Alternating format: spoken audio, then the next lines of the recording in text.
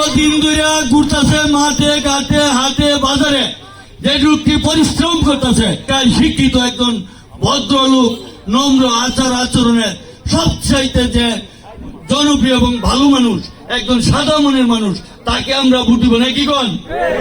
আর তারে যদি ভোট দেই, তাকার মসজিদ মাদ্রাসার উদ্যোগে ইন্দিনের মহিউদ্দিন সাহেবের উঠান বৈঠকি সভার সম্মানিত সভাপতি মহিউদ্দিন রায় সহ ওনার সহসঙ্গীবৃন্দ, সামনে উপস্থিত এই এলাকার জনতার একাংশ, পর্দার মা ও বোনেরা, সকলকে আমার ব্যক্তিগত পক্ষ থেকে, মহিউদ্দিন ভাইয়ের পক্ষ থেকে শুভেচ্ছা, অভিনন্দন, সালাম, আসসালামু আলাইকুম ওয়া রাহমাতুল্লাহি ওয়া বারাকাতুহু। আপনারা সকলে অবগত এবং জানেন, ইঞ্জিনিয়ার ভাই আমাদের হবির বাড়ির কৃতি সন্তান। দীর্ঘ 34 বছর যাবৎ একটি জনপ্রতিনিধি হওয়ার জন্য আপনাদের দাঁড়ে দাঁড়ে ঘুরে বেড়াচ্ছেন, সারা ভালুকায় তিনি চষে বেড়াচ্ছেন, কাজ করছেন। এবার সারা ভালুকায় জনতার জোয়ার এসেছেন। গত নির্বাচনে হয়েছিল, কিন্তু একটি কারণে হতে পারে না, ইতিমধ্যে শুনেছেন আওয়ামী লীগের প্রার্থী ছিল এবং এমপি মহোদয়ের গুঞ্জামাই প্রার্থী ছিল। এইবার দুইটার একটাও নাই, এমপি মহোদয়ের কোন গুঞ্জামাই আত্মীয় স্বজনও নাই এবং নৌকা দানের শীষও নাই।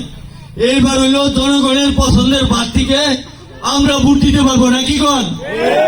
দীর্ঘদিন ধরে ঘুরতেছে মাঠে ঘাটে হাটে বাজারে, যে লোকটি পরিশ্রম করতেছে এবং যে কয়েকজন প্রার্থী আছে তার মধ্যে সবচেয়ে সুশিক্ষায় শিক্ষিত একজন ভদ্রলোক, নম্র আচার আচরণের সবচাইতে যে জনপ্রিয় এবং ভালো মানুষ, একজন সাদা মনের মানুষ, তাকে আমরা ভোট দিব নাকি কোন?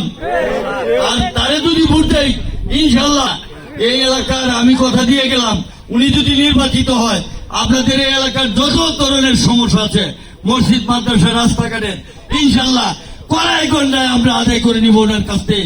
এই কথা বলে সকলকে ধন্যবাদ জানিয়ে, সময় কম, অনেক কথা বলতাম, সবাই সহযোগিতা করবেন এবং ওনাকে ভোট দিয়ে নির্বাচিত করবেন, এই আশা প্রত্যাশা রেখে আমি আমার সংক্ষিপ্ত বক্তব্য শেষ করছি।